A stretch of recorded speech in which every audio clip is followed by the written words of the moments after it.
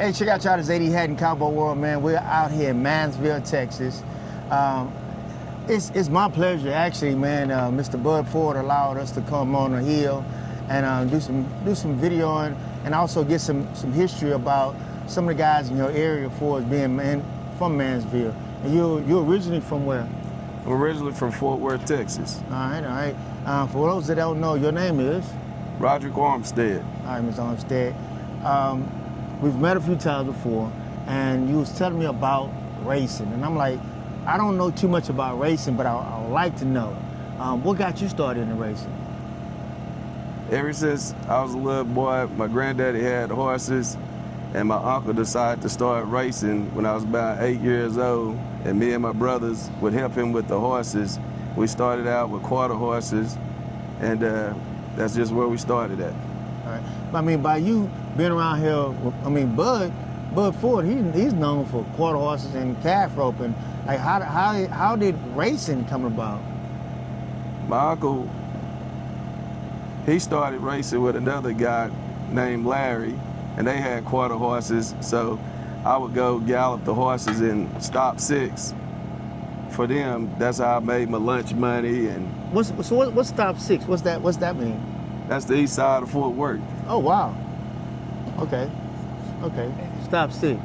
Yes, sir. All right. So what makes it, do you remember, like, what does stop six stand for, or what is that? That's not my side of town, but that's where I used to go ride the horses for my lunch money. All right, so we're talking about the transition from, the parts of town and then going into how'd you get started with the race horses? Okay. I first started out just riding horses of my granddaddy's. Me and my brothers, we just riding horses. And then my uncle decided he wanted to try to make some big money. Okay. He had a regular job, but he was trying to get a hold to thousands and thousands of dollars. Okay. So he decided to try horse racing. So that's how we got started trying to race. Okay. So when it came down to it, that's really what pushed you forward to get horses to race. Yes, because I wanted to make a lot of money. So it wasn't the passion; it was the want to get some money. We already had a passion because we was there with cows and horses and all that, and me and my brothers would ride horses all the time. Okay. But the racing part came about because of my uncle. He had a passion for it, and then he used me as a rider and taught me. Okay. And once I started riding those horses, I enjoyed it because me and my little brothers, before we even started racing, we would take the horses to a track around there. What's the name of the place? You remember? What they call it around there? It's a couple miles around there. They had a track years ago. They used to race horses around there. Okay. And me and my brothers, we would ride by my uncle's house. He had horses. And when we left his house, we go to this field where they had a track. Okay. And we would race them horses across that track going to the store. So you was a jockey a long time ago. Me and my brothers was riding hard before we even ever started thinking about racing. All right. So that what sparked it. Because what about when it comes down into getting your first horse, like to race? I mean, that doesn't sound too. That sounds pretty a difficult task. Cause I know about just getting a horse for roping, but for racing? Yeah. So my uncle had horses first, and me and my little brother, we was helping him with his race horses. So I told my uncle, I said, "Uncle, if I ever get a hold to some money, I'm gonna buy my own horse." Okay. And when I was 27, I bought my first horse. Okay, what was the bloodline on it? You remember? I got it. I hit you with a hard one. Valid Expectations. Okay, all right. So there's a Valid Expectations. I'm not familiar with that. What is that bloodline like? Oh, that was a good bloodline. Okay, so you already knew that was a good bloodline for racing.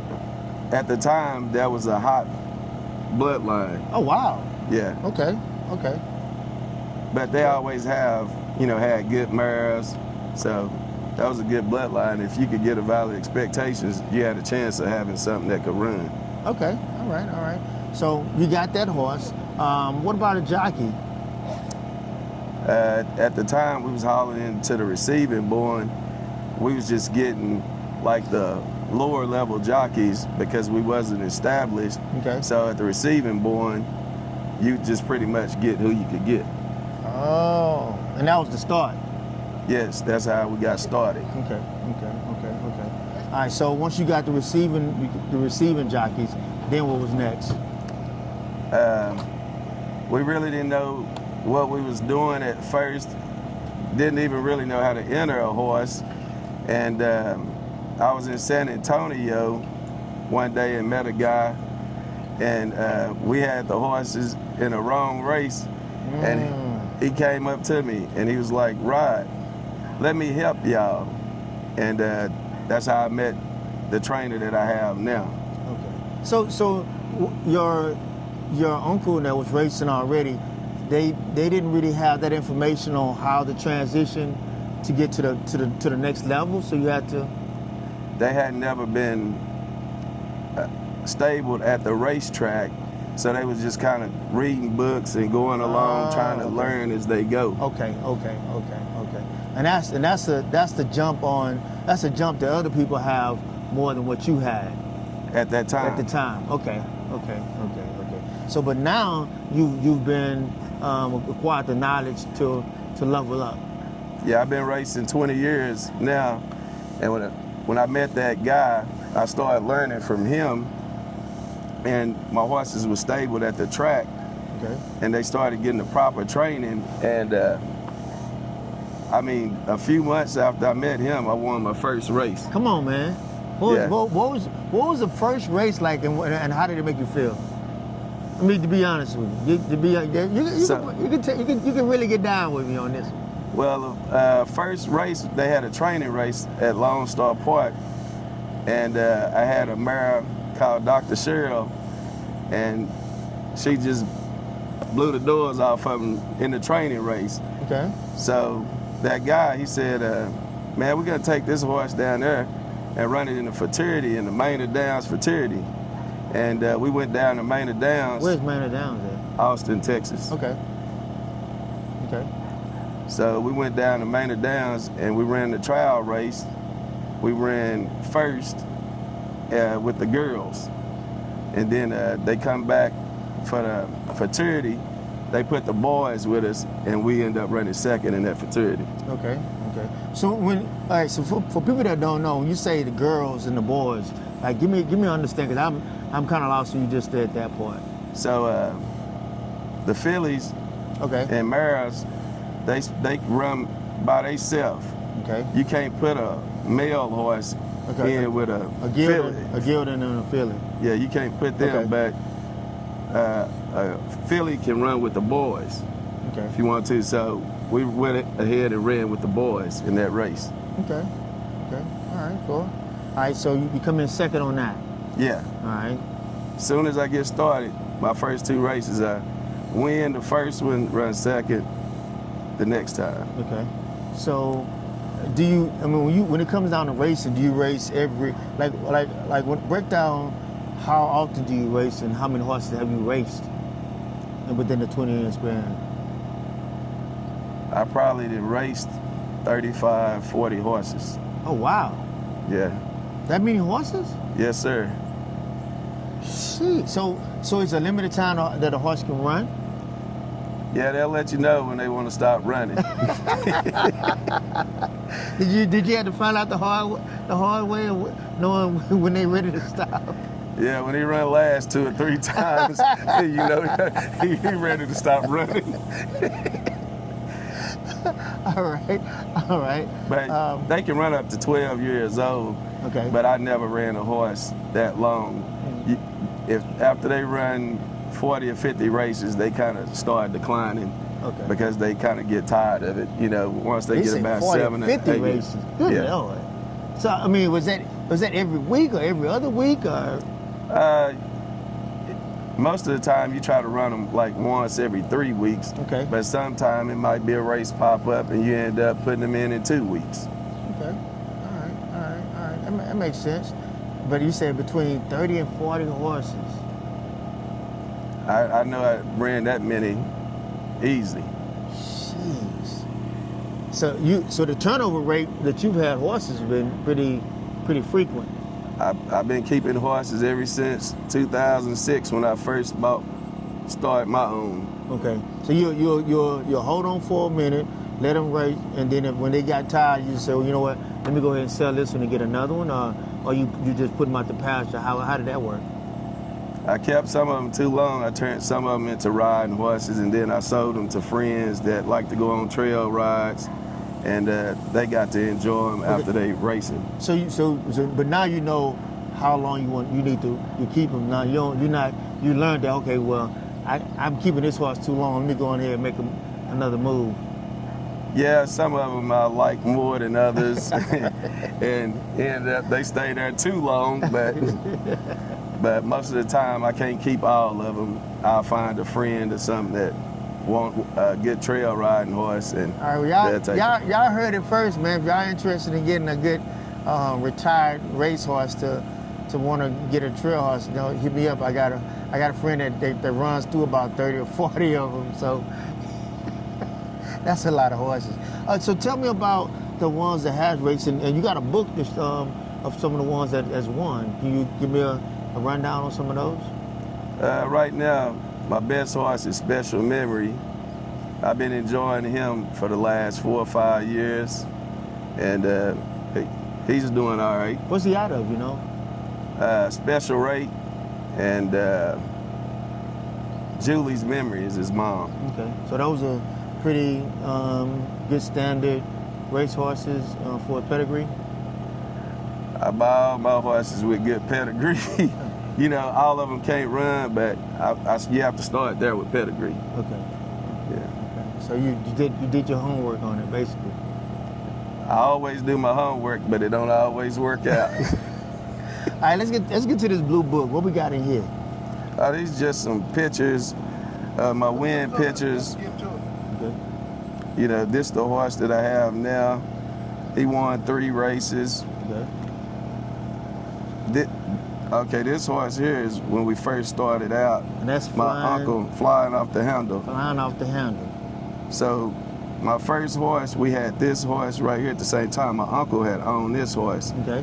And both of us won races. In the first year, we was with the guy that started helping us learn the business. And that was at the Lone Star Park? Yeah, this was at Lone Star Park. Okay. All right. So. And this is Dr. Cheryl. This is that first race I was telling you about. Okay. Oh, that's pretty neat. Yeah. That's pretty neat. So those 2 horses right there, I mean, like you said, you won numerous ones, but those are 2 that kind of stand out? That was just the beginning of winning. Right. Right here, that was the beginning of winning. So I always remember the first couple of races I won because we had ran horses out there before and really didn't have a clue of what was going on, right. Not how to train them properly. Right. So, but you got the understanding now? Oh, most definitely. We got hired help. All right. I do have to ask you this question right here. Like right now, do you get the same pleasure and the same passion for when you first started racing? I still enjoy it and I love to race. Is it a rush at all? Oh yeah, and sometimes I ask myself why I do it. Because I get nervous sometimes, because you never know what's gonna happen. Right. So, but I still enjoy it, and especially, when I have a good horse. Right. Is it something that you would probably be interested in teaching younger people how to get involved with horse racing? I really would. Yeah. I really would. Yeah. I like to see, more people that I know involved in it. Right. It'll give them some extra to do with their money so they can make it turn. Well, there's not many ways that you can get a hold to lump sums of money, And every now and then you get lucky and with this is one these. of the ones? This is one of the ways you can get a hold to a lump sum of money. Sheesh. Wow. I'm not gonna get into the business on how much money that's created with this here, but it's life changing. No, you're not gonna get your life changed with it unless you get a real good horse. That now you can, because they have, you know, $500,000, $1 million That's what I'm saying. So yeah, this, I just haven't got that lucky yet. But it can be life changing. It could be life changing. Yeah, but wow. if you're not playing, you can't win. Wow. Okay. So if you had to say some of the people that were, you know, that helped you along the way with being in position to race, who would it be? I had Ronnie Cravens, I had Marvin Carter, I had Johnny Fouts, Don Middlebrooks. I had 4 or 5 people that helped me throughout the years in different positions when I needed them. Okay. What about family? Oh yeah, my family, my brothers, they always support me. My uncle was my hugest fan, which I lost about 5 years ago. Okay. And what was his name? Dexter Robinson. Dexter Robinson. Okay. Yeah. But I try to keep it going, and hopefully somebody else find interest in it. But if not, I enjoy it. Right. So he planted the seed. Yes, sir. Wow. Okay. Well, thank you for planting the seed, Mr. Roberts, for allowing this young man to, you know, keep going on with it. That's pretty cool. He deceased now. Yeah. Yeah. But I mean. But he did. He planted the seed. He grew us up in it. Even my brother thought he could train horses for a minute. Yeah? Yeah. He gave it a shot at it? He gave it a shot. Okay. All right, well, man, I really want to thank you for setting out the time to talk to me about, you know, horse races. Because most of the time I've been around the country just covering rodeo stuff, but it's more to, when it comes down to this Western life, it's more to it that people need to have opportunities to get involved with. Yeah, it's a blessing, and I enjoy it. Yeah. So the last you just had a race, what, how long ago? Like a day yesterday. Or so? Yesterday. That was a pretty exciting race as well. Yes, it was. Yeah. So what horse was that? Special Memory. Special Memory. And if they want to go back and check out the race, how would they go and find it? You can go to Lone Star Park Race Replays, Race 11, and it's Special Memory, number 3 horse. All right.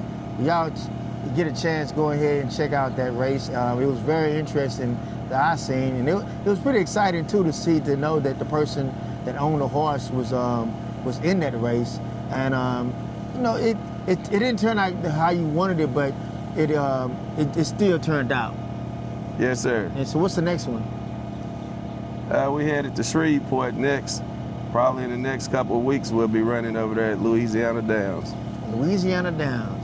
I mean, I've always heard of it, but to actually know somebody that actually going to be in a race there, that's pretty awesome.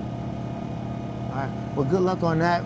Once again, for those that don't know, you are Roderick Armstead. And if you had to send a special message out to like family or friends that helped you along the way with this, what would you say? What would you like to say? I just really appreciate all my supporters and the people who've been coming out and supporting me through this Lone Star Park meet. I really appreciate it. All right. Once again, you are Roderick Armstead. Hey, check out y'all this 80 Hatton Cowboy World, and that's a wrap.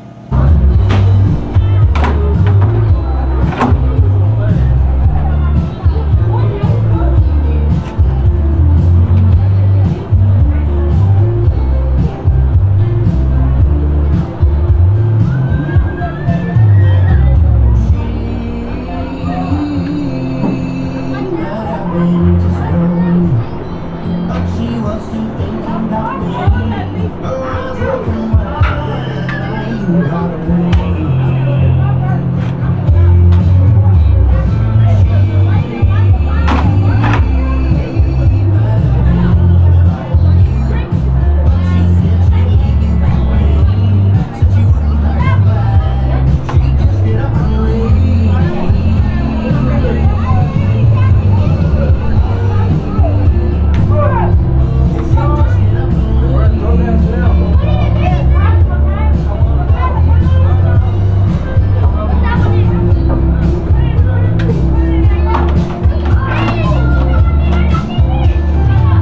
1972, you started the roping pen right here.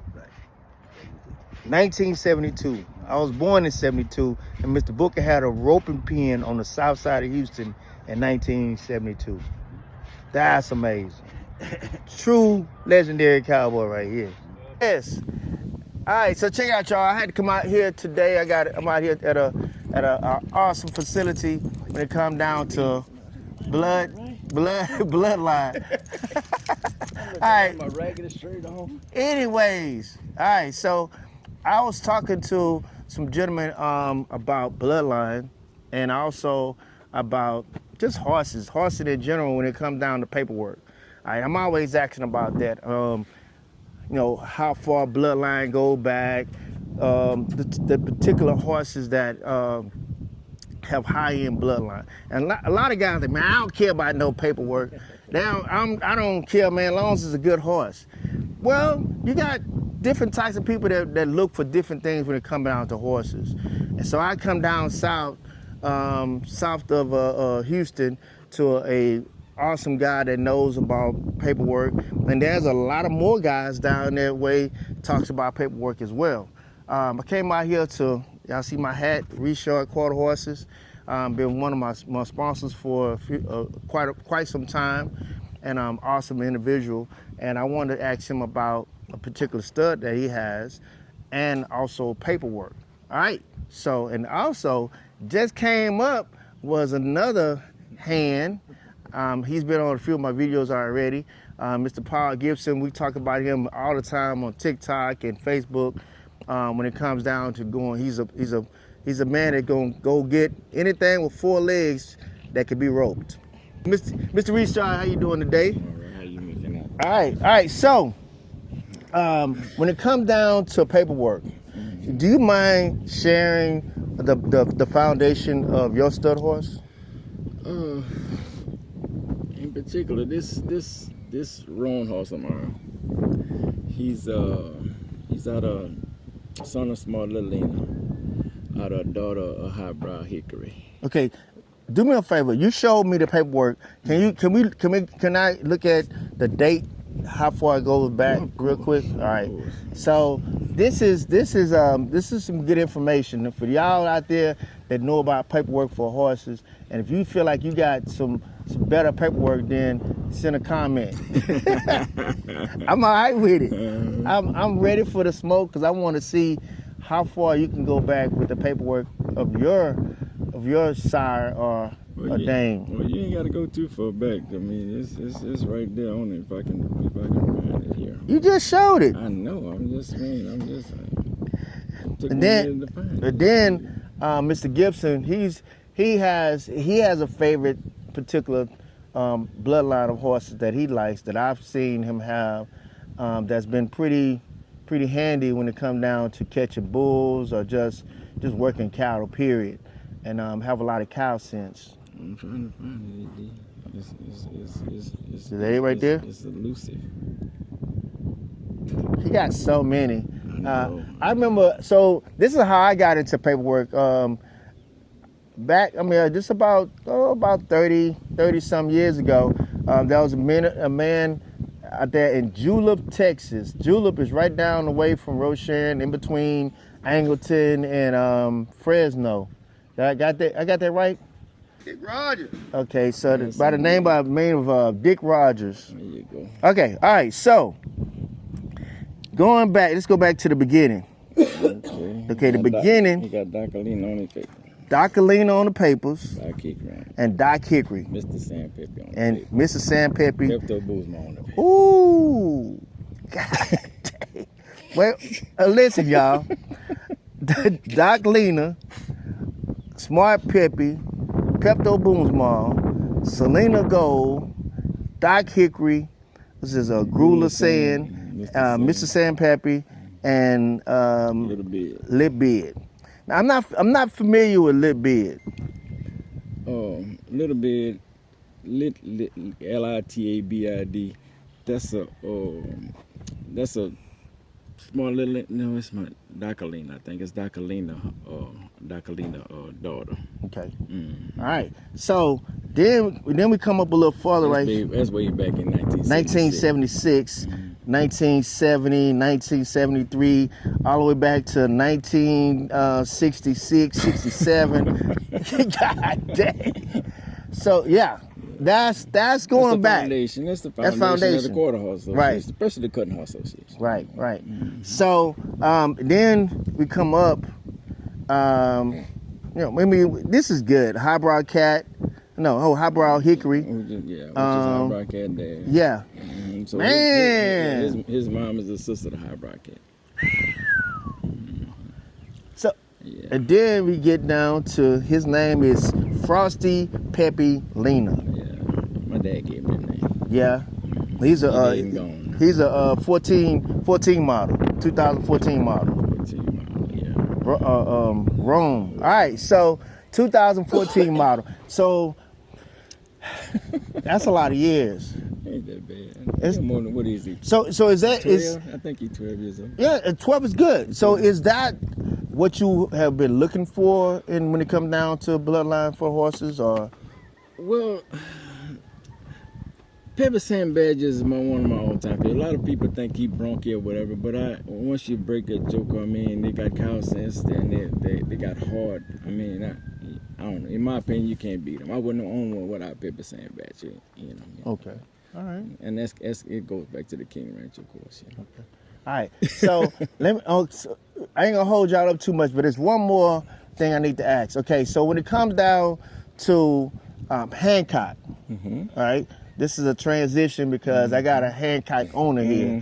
What is your outlook on Hancock horses? Hancock, you can't beat him. For ranching, roping. But they say they bronky. That's what they say.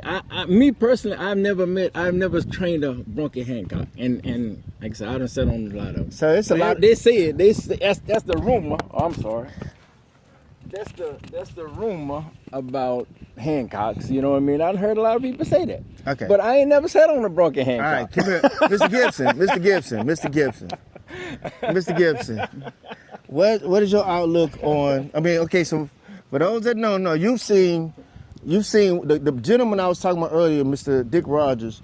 You know he has some really, really stout horses. Yes. All right.